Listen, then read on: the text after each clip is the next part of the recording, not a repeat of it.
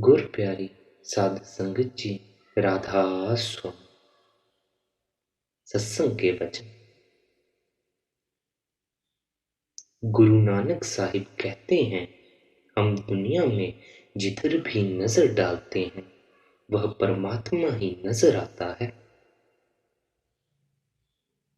तिनके तिनके जर्रे जर्रे में वह रब ही रब है।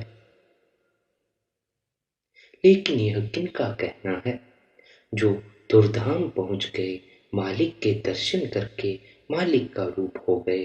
यह उनका कहना है। वह जो ताकत है न कभी जन्म लेती है न कभी मरती है, वह शब्द है। कहते हैं न कभी मरा न कभी जन्मा, न कभी आया न कभी गया। वह रहीम है, वह किसी को सजा नहीं देता। वह खुद खुदा है, उस जैसा वह आप है, कोई दूसरा उसके जैसा नहीं। हम उसे शब्द कहते हैं। हम कहते हैं खुदा हर एक जगह मौजूद है। या तो हमने किताबों में पढ़ा है या लोगों से सुना है कि खुदा है। हमें तो उसका 10 साल के बच्चे जितना भी डर नहीं। अगर कोई 10 साल का बच्चा भी खेत की रखवाली के लिए खड़ा हो तो हम खेत को नहीं छेड़ते, भुट्टे खरबूजे नहीं तोड़ते।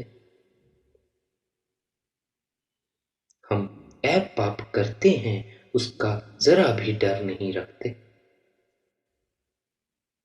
इसका मतलब हमें परमात्मा का 10 साल के बच्चे जितना भी डर नहीं। फिर वह हमें क्या दे? अजीब खेल है कि वह परमात्मा, वह खुद खुदा हर एक इंसान के अंदर मौजूद है। अजीब बात है, वह हिंदुओं, मुसलमानों, ईसाइयों, छोटी जात बड़ी जात सबके अंदर है। फिर सवाल पैदा होता है कि इंसान जन्म लेता और मरता है, वह परमात्मा भी कभी मरा है? कहते हैं वह अमर है, वह न जन्म लेता है और न मरता है। वह निरालम है, आलम में रहता हुआ निराला, तअल्लुक में रहता हुआ ला तअल्लुक है। परमात्मा की न कोई माँ है, न बाप है, न बहन है और न भाई है। वह सारे संसार का मालिक है, सारा संसार उसने पैदा किया हुआ है। न परमात्मा की कोई कौम है, न परमात्मा का कोई मजहब है। परमात्मा न कभी पैदा होता है न मरता है। वह अटल, अजर, अविनाशी, लाशरीक है। वह अति प्यारा और हर एक का साझा है, सबके अंदर है। किसी देश की औरत हो या मर्द, सबका साझा है। अंदर जाकर देखो। गुरु नानक साहिब कहते हैं, ऐ मालिक तू खुद खुदा है, अकाल है यानी काल से रहित है। तू अगम है, तू निराला है, आखिर से आखिर, परे से परे, अनामी है। तेरा भेद कोई नहीं पा सकता। लोगों ने जितने नाम परमात्मा के रखे हैं, अपनी अपनी भाषा में रखे हैं। मौलाना रूम साहिब कहते हैं, मैं उसका नाम लेता हूँ, चाहे हिंदुस्तानी बोली में लो, चाहे अंग्रेजी में, चाहे किसी भी भाषा में पुकारो, उसका कोई नाम नहीं। मगर जिस नाम से बुलाओ वह बोलता है। अब सवाल पैदा हुआ कि फिर उसे क्या समझें। कहते हैं मेरा परमात्मा शब्द है। कौन सा शब्द? जो अंदर अविनाशी है, जिसे कभी नाश नहीं होना, जन्म मरण खत्म करने वाला, अंदर रूहानी मंजिलों पर ले जाने वाला वह शब्द है। वेद उसे नाद कहते हैं। मुसलमान कलमा या कलामे इलाही, नगमा, बांगे आसमानी कहते हैं। हजरत ईसा उसे वर्ड कहते हैं। तो गुरु नानक साहिब शब्द कहते हैं। एक ही चीज है जिसके अलग अलग नाम हैं। असली राज कहाँ खुलता है? चौथे लोक मुकामे हक सचखंड सतलोक में खुलता है। त्रिलोकी में उसका ज़हूर है, कारीगरी है। जब आप चौथे लोक में पहुंच जाओगे तो यह सारा नीचे का खेल मालूम हो जाएगा। जो उस परमात्मा का निर्मल नूर है, हर एक इंसान के अंदर है, चाहे किसी भी देश की औरत हो या मर्द हो। वह मिलता कब है? जब कोई कामिल मुर्शद पूरा गुरु मिल जाए। वह क्या दिखाएगा? वह कहेगा तेरे अंदर शब्द है। जब यह 9 दरवाजे खाली करके तुरिया पद में जाएगा, आगे शब्द है। उसके साथ जुड़कर जन्म मरण खत्म हो जाएगा। अगर इस रास्ते को सभी कबूल कर लें तो दुनिया में कोई झगड़ा ही नहीं रहे। मगर मन शब्द के साथ जुड़ने नहीं देता, खुशी पैदा नहीं होती। जब तक कामिल मुर्शिद पूरा गुरु न मिले, यह मेहनत करके पर्दा न खोले, तब तक वह दौलत नहीं मिलती। गुरु नानक साहिब से किसी ने पूछा कि आपको यह दौलत कहाँ से मिली? आप फरमाते हैं कि पूरे महात्मा जो पर्दा खोलकर मालिक से मिल चुके हैं, उनकी कृपा से मिली। अगर आप इस तरह करोगे तो आपके अंदर भी मालिक प्रकट हो जाएगा। बगैर गुरु नहीं मिलता।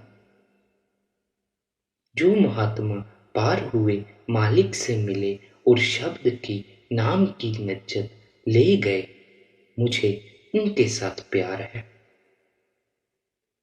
गुरु नानक साहिब कहते हैं उन फकीरों की सोहबत से, बुजुर्गों की सोहबत से मेरा पर्दा खुल गया और मालिक के दर्शन हो गए। बेहतर है कि आप भी पर्दा खोलो और मालिक के दर्शन करो। हे परमेश्वर, तू हर एक के अंदर है। हम तेरे बंदे हैं। तू हमारा दाता है। तू हमारा मालिक है। वह जो नूरी अमृत है, नाम है, कृपा करके मेरे अंदर पर्दा खोल कर दे दे। मैं और कुछ नहीं मांगता, सिर्फ तेरा प्यार और तेरा ध्यान ही हर वक्त रहे। हर एक आदमी का वजूद 5 तत्वों से बना है। मिट्टी, पानी, आग, हवा और आकाश। यानी 5 तत्व का शरीर बनकर अंदर नाम प्रकट हो, तब शांति आती है। अंदर पर्दा खुल जाए, रूह को वहां नाम की लज्जत मिले, तब शांति है, तब खुशी है। इसके बगैर सड़ता आया और सड़ता चला गया। यह दौलत हर एक आदमी, चाहे किसी भी मुल्क की औरत हो या मर्द, सबके अंदर है। मगर इसकी आंखों के पीछे पर्दा लगाकर बाहर निकाला हुआ है। करोड़ों खंड ब्राह्मण इसके अंदर हैं, कुल मालिक अंदर है। लेकिन जब तक यह किसी से राह लेकर अंदर नहीं जाता, राह नहीं मिलती। यह सारी दौलत आदमी के अंदर है। जब तक मेहनत न करे, ऊंचे मंडलों पर न जाए, कुछ नहीं मिलता। अगर किसी आदमी के घर के अंदर करोड़ों रुपया दबा हुआ है और वह बाहर कोड़ी कोड़ी मांगता मर गया, तो वह खाली आया और खाली चला गया। हर एक आदमी के अंदर यह खुशी है। जिस वक्त पर्दा खुल जाए, फिर न भूख की परवाह है, न प्यास की परवाह है। मतलब कि वह जो चीज है, करोड़ों खुशियां देने वाली है। अब अचरज की बात यह है कि रूह मन के वश में है, यानी हाकिम के वश में बादशाह है। हाकिम कर्मचारियों के वश में हो चुका है। जब अंदर पर्दा खुले, रूह मन के ऊपर हावी हो जाएगी, अंदर लज्जत आ जाएगी, मालिक मिल जाएगा। जब मन काबू आ गया, पर्दा खुल गया, फिर यह मालूम होगा कि हर एक के अंदर मालिक है, हर एक के अंदर अमृत बरसता है।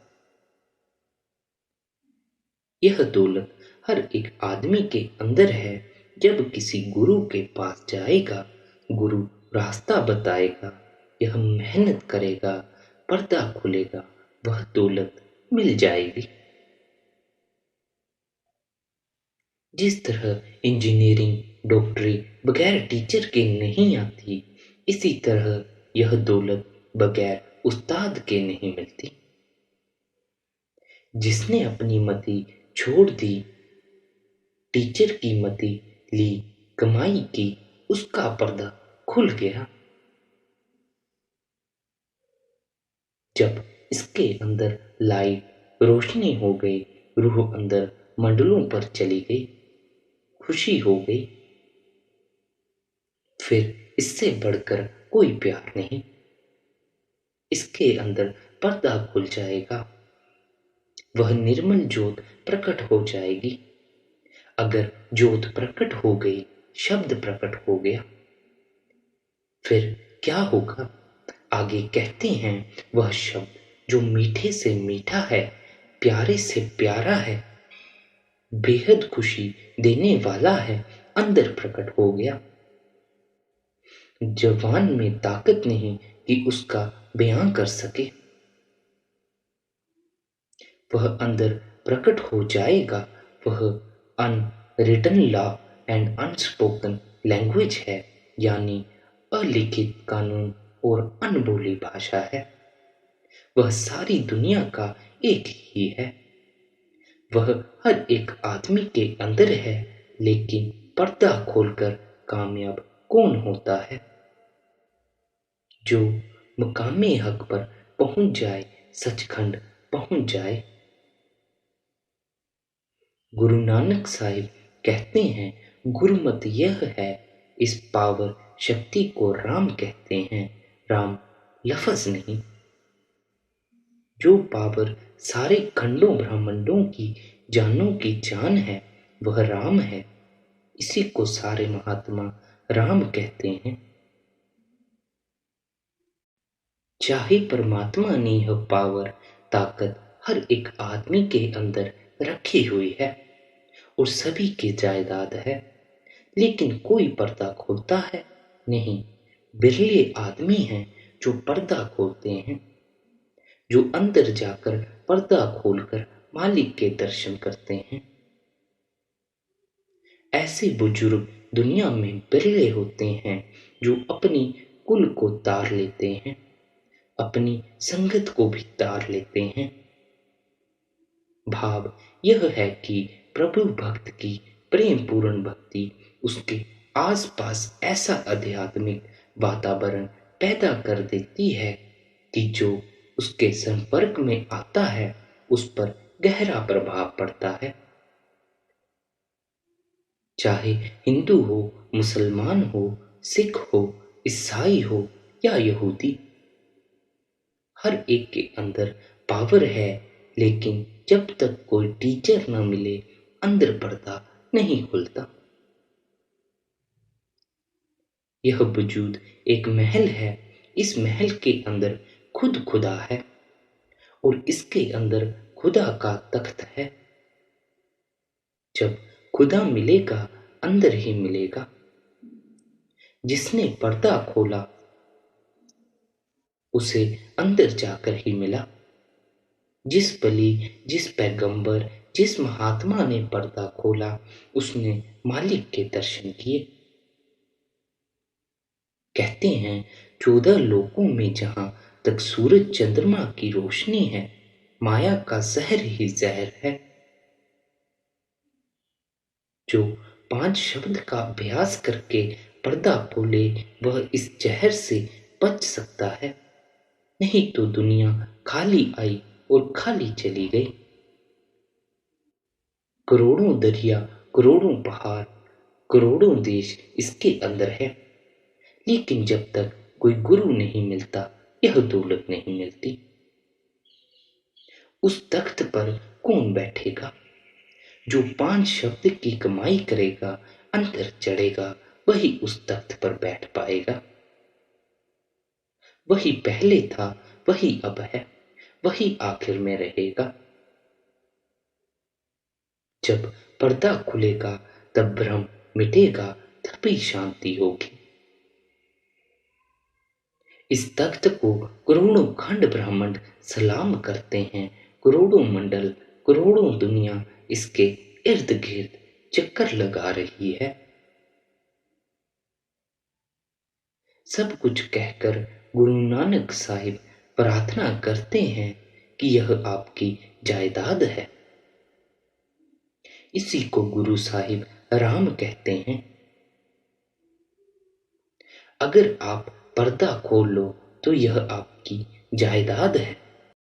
श्री गुरु रामदास जी फरमाते हैं कि मेरे मन में परमात्मा से मिलने की प्यास उठी तो मैंने उजाड़ों पहाड़ों में ढूंढा, तीर्थों मूर्तियों में ढूंढा, लेकिन परमात्मा न मिला। आखिर जब ढूंढते ढूंढते गुरु की शरण में गए तो उन्होंने कहा, परमात्मा बाहर नहीं मिलता, वह तेरे अंदर है।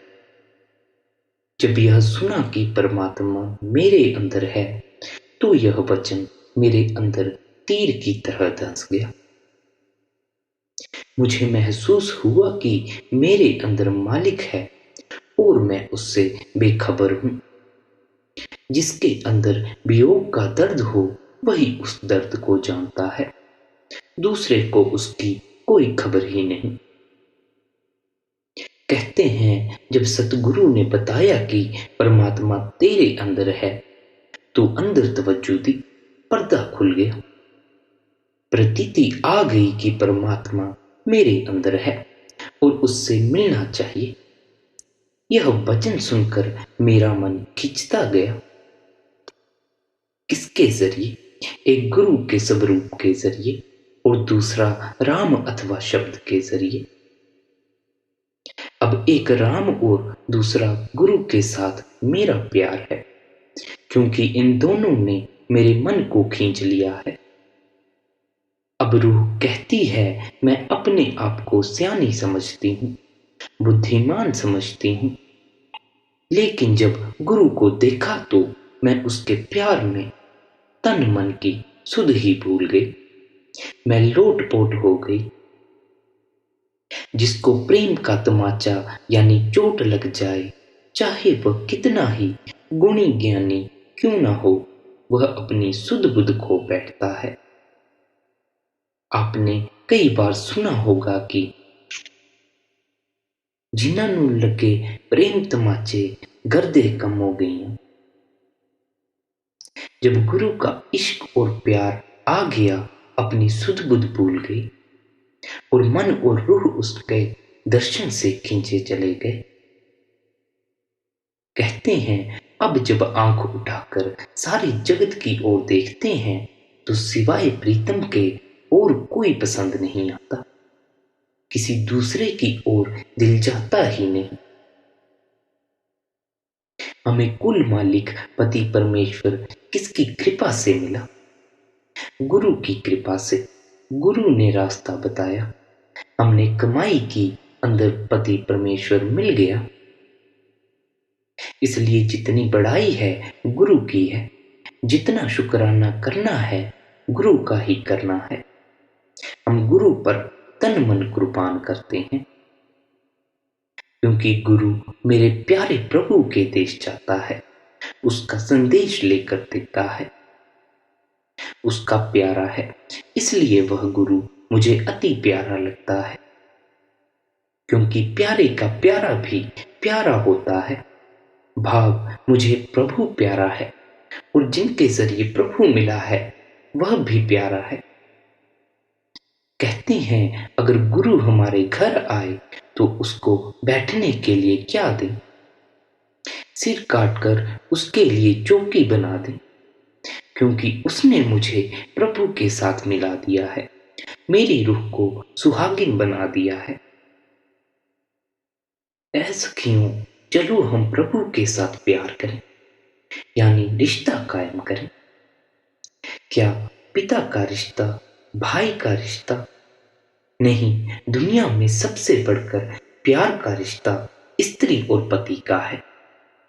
सो हम उसको तो बनाए पति और खुद बने स्त्रियां। जिन कर्मों से पति खुश होता है, नेक स्त्री उन्हीं कर्मों को धारण करती है। इसी तरह हम भी वही कर्म करें जिससे अकाल पुरुष पति हमारी आत्मा पर खुश हो जाए। आम ख्याल है कि प्रभु भक्तों के वश में होता है। सतगुरु प्रभु का भक्त है। हमें चाहिए कि हम सतगुरु के साथ चलकर प्रभु की शरण ले लें। बात तो केवल इतनी ही है। स्त्री जब पति से मिलने जाती है तो गहने कपड़े पहनती है, हार श्रृंगार करती है। अगर रूह प्रभु की स्त्री बनकर उसके पास जाए तो उसे किसका श्रृंगार करना चाहिए? क्षमा, धीरज, विवेक और वैराग्य का। दुनियादारी में बहुत साफ कमरा चाहिए, दिया बत्ती चाहिए। यहां कोने से दिए बत्ती और कमरे की जरूरत नहीं है।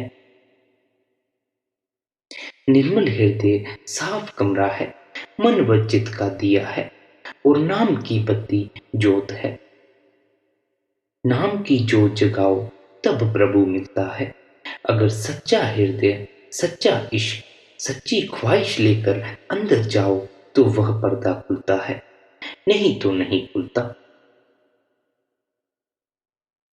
अगर बगुले वाली भक्ति लेकर अंदर जाएं तो वह दरवाजा नहीं खोलता, वह अनजान नहीं है। पति पत्नी तो भोग करते हैं, लेकिन वहां भाव रूह और अकाल पुरुष के बीच भोग का है। कहते हैं बूंद और समुद्र का मिला, आत्मा का परमात्मा में लीन हो जाना, यह भोग है। दुनिया के भोगों का नतीजा तो दुख है, मगर इस भोग से आत्मा को शांति मिलती है, जो कि लाबयान है, वर्णन से परे है। कबीर साहिब कहते हैं, नमक की पुतली समुद्र की गहराई का पता लगाने समुद्र में गई, वह आप ही पानी हो गई। यानी आत्मा परमात्मा में समाकर परमात्मा हो गई। हमारे और परमेश्वर के बीच अगर कोई पर्दा है तो मन का है। जितने देश हैं, खंड ब्रह्मांड हैं, ब्रह्म पार ब्रह्म है, ईश्वर परमेश्वर है, मनुष्य के अंदर है। अगर कोई डॉक्टर यह कहे कि मैंने कितने ही मुर्दे चीरे, न अंदर खंड ब्रह्मांड निकले, न ईश्वर परमेश्वर मिला, डॉक्टर ठीक कहता है। अगर ये पदार्थ शरीर का हिस्सा नहीं, यानी शरीर में नहीं, बल्कि मन के पर्दे के पीछे हैं, इन सबको मन छिपा कर बैठा है। अगर मन का पर्दा उठा दें तो ईश्वर परमेश्वर खंड ब्रह्मांड साक्षात प्रकट हो जाएं। कहते हैं जब रूह अंदर गई परमात्मा के दर्शन हुए, उसके गले का हार हो गई। और मन का क्या हाल हुआ? जिस तरह हार में जुगनी होती है, जिसे अनाम मोती भी कहते हैं, मन को ऐसा मोती बनाकर हार में पिरोया गया, यानी मन चूर चूर हो गया। जो मन हमें बाहर लिए फिरता था वह काबू में आ गया, या यह कह दें जो मन मालिक से मिलने से रोकता था वह खुद उसका आशिक हो गया। कहते हैं पति से मिलने के लिए सेज चाहिए। वहां सेज जो है वह सच्चे प्रेम की, सच्चे विश्वास की और सच्चे इश्क की है। कहते हैं अब मुझे पति मिल गया, वह मुझे छोड़ना नहीं चाहता, यानी मन और आत्मा दोनों परमात्मा के आशिक हो गए। जन्म मरण समाप्त हो गया, फैसला हो गया। कहते हैं मेरी क्या हालत है, जो प्रभु कहता है वह मैं करती हूँ। अगर प्रभु रूपी पति कुछ कहे और आत्मा कुछ और करे तो उस आत्मा रूपी स्त्री को लानत है। अगर प्रभु जो कुछ कहे हम वही करें तब समझो प्रभु हमारी रूह पर राजी है। जो प्रभु के हुक्म के खिलाफ मन के हुक्म में चलते हैं वह उनके लिए दरवाजा नहीं खोलता।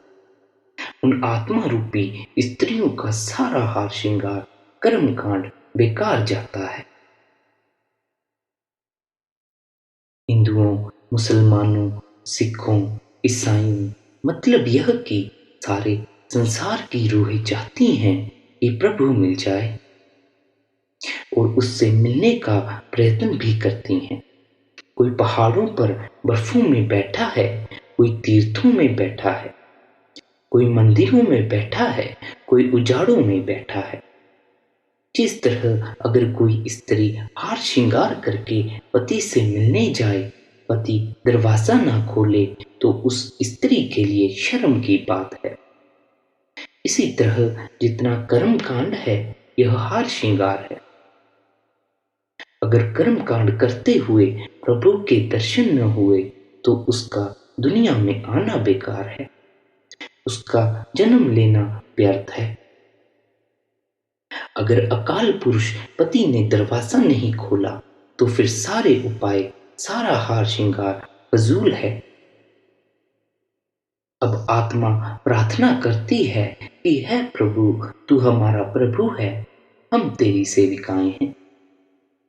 जो तू हुक्म देगा, जो तेरी मौज होगी हम वही करेंगे। तू हमारा पति है, हम तेरी स्त्रियां हैं, हम तेरे वश में हैं। हे प्रभु हम पहले गुरु की और फिर तेरी शरण में आ गए हैं। तू हमारी लाज रख, यानी अपने साथ रख, अपने हुक्म में रख, भाने में रख। जब भाने में आ गए तो सभी काम भजन बंदगी हो गए।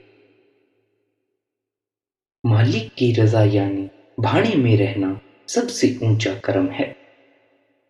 जब उसका भाना रद्द नहीं होता बल्कि हर हालत में होकर रहता है तो फिर हमें उसका हुक्म खुशी के साथ मानना चाहिए।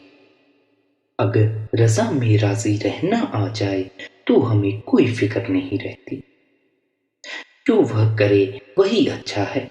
जो मालिक की रजा में राजी रहना है यह सबसे ऊंची बंदगी है। इससे ऊंची और कोई बंदगी नहीं, परंतु मन हमें रजा में रहने नहीं देता। कई मुसलमान फकीर मुझसे आकर कहते हैं कि हमारे लिए दुआ करो। मैं कहता हूँ मैं राजी व रजा रहने वाला हूँ। दो किस्म के फकीर होते हैं, एक दरजाते उलवी के और दूसरे दरजाते सिफली के। पहली किस्म के फकीर दुआ नहीं करते, वे रजा में राजी रहती हैं। राधा स्वामी जी।